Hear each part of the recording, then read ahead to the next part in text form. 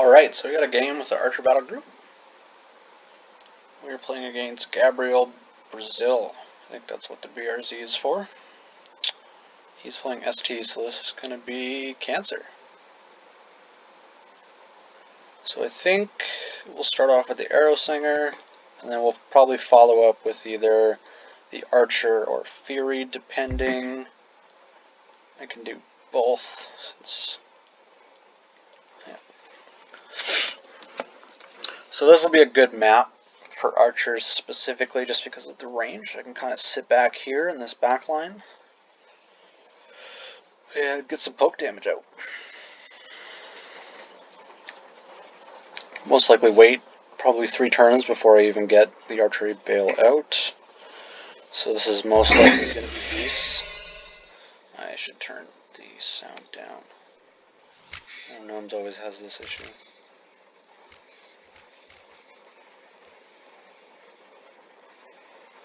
Should be better.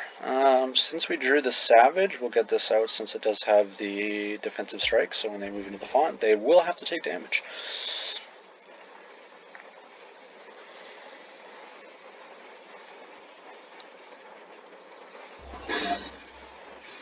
So this could be, I mean, generally what it looks like from this standpoint is an adaptive BG with ST, so I'm probably going to get some good use out of the Centaur banner when and if I do draw it.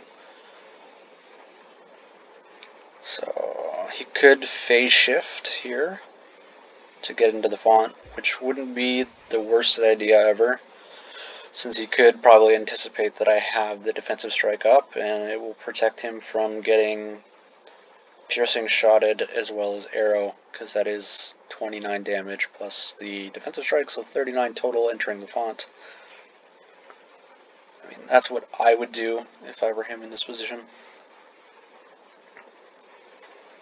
So maybe he's not even going to move into the font, he's just going to leave it there and not proc defensive strike by moving in. So this is good. I mean, he spent Nora to get inside of the font, or to keep the font open while not taking damage. So he takes the defensive strike anyways. Bit strange. Bit strange for sure. So we'll get out another. I think it might be better actually to do an archer here in this situation. And then we'll attack. Oh shit, my attack button is broken in this game. So we'll just double tap. I could have put out the banner, but I want to be able to deploy again next turn. Now if I had the Nora for the Grimlock's Bane, I don't even think I could cast it. What the fuck, man? I hate this client sometimes. It really just doesn't work. So he'll most likely use phase shift here, but again, I can just Grimlock's Bane and kill it outright, or if he uses a spell, I can just, attack with Arrow Singer once and then kill, because it is only +4, but if he's using a spell to keep this thing alive, it's probably going to be good for me. He will most likely just move out of the font. Like I didn't see the point of moving into the font if you already put the relic down. There's no point in contesting it. Sure, I could have double tapped the relic, but I'm not gaining the font. He could have just moved in afterwards with phase shift and procced defensive strike, like I said. So this thing is pretty much dead at this point for almost no reason. Yeah, so he's going to use it, attack once, phase shift, and then move out, and then I'll still be able to do exactly what I said. Unless he put, I don't know what costs 35 Nora, maybe he put that spell on it that gives the next 3 attacks miss, so we'll check it now. So he did not. So I can move into range with Arrow Singer here, and just attack, and Grimlock's Bane. Ah, Snowblind. So he did. So I mean, that was good by him. I anticipated it slightly, but obviously still fell victim to the Snowblind. It's okay though. Nothing is in range of dying as of yet.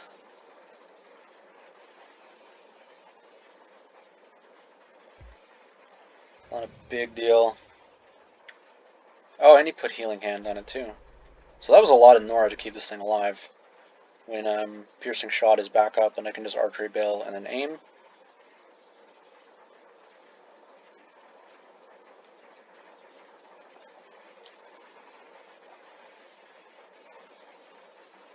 Stewbringer is very expensive with Doom on it.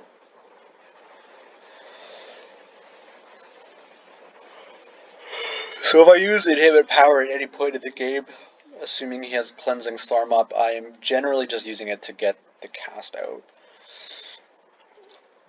I could bait it out with, you know, a stun and trying to get this off.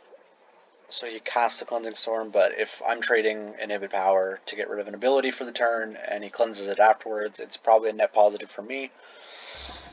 Because he is spending 35 Nora, whereas I'm only spending 30 to do, you know, to get rid of an ability. So I can Piercing Shot here, and then move back and Defensive Strike. And when he cast another spell, he did. So there is something else on this. So maybe I'll test the shot first with Elven Archer. Okay, so I can just barrage here and then kill it.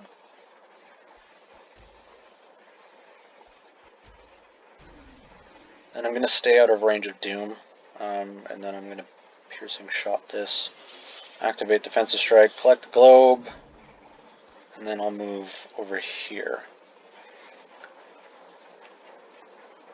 Now I think I want to get out the Experimental Frenzy, versus maybe say the Elven Strategist or a Bow Mage or something in this case, just because Dispel could be handy, and I'm always checking, you know, the damage, because every time you cast a spell it obviously goes up, or if it's over 35 it does gain the plus 4 HP, so it's something to look out for and it's easy to track. But if it's under 35, I just look at the damage. So, I don't know what spell that was. Snowed In, just 8 damage AoE. So I played around that pretty well, and he can kill the Arrow Singer, but ultimately it's not a big deal.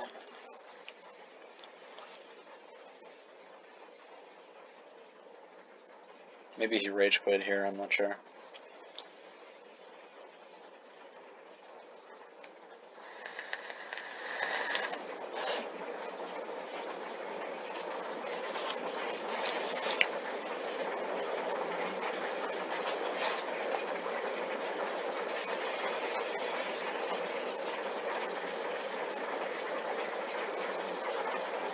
This is the problem that I find with adaptive BGs, is like you get 2 to 3 champions out with adaptive and then you're just constantly casting spells, and if you're against factions that can easily punish, you know, the fact that you are casting spells, or a battle group specifically that, you know, goes against spells, you're kind of screwing yourself up because you're spending so much number to keep something alive that's generally probably going to die anyways. I mean, SD has some pretty good utility slots of spells like Healing Hand and Snowblind and the spell that makes the next 3 attacks miss. So there are a lot of good utility spells in SD, but, you know, generally speaking, the adaptive BGs are just weak, expensive champions, little to no self-reliance other than just huge HP stacking.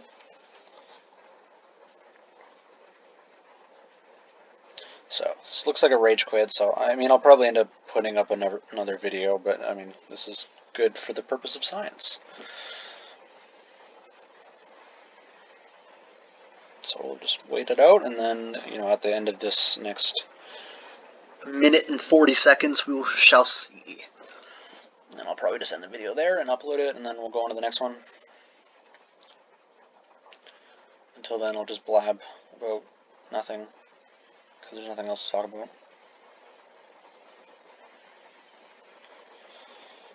I mean, if this was STBs, I'd probably have a rougher go, but the range that archers, you know, can put out is pretty good because you can outpace or outrange an Ice Fang. You don't have to get inside of its Invoke.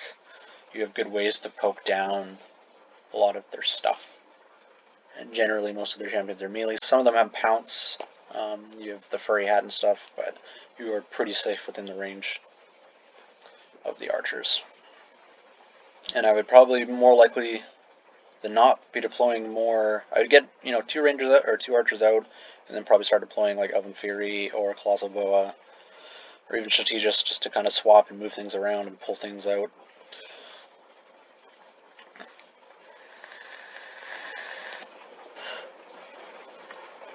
I guess we can talk about Bullseye too. So I really like the spell. I know a lot of people it just makes sense in an archer BG for me.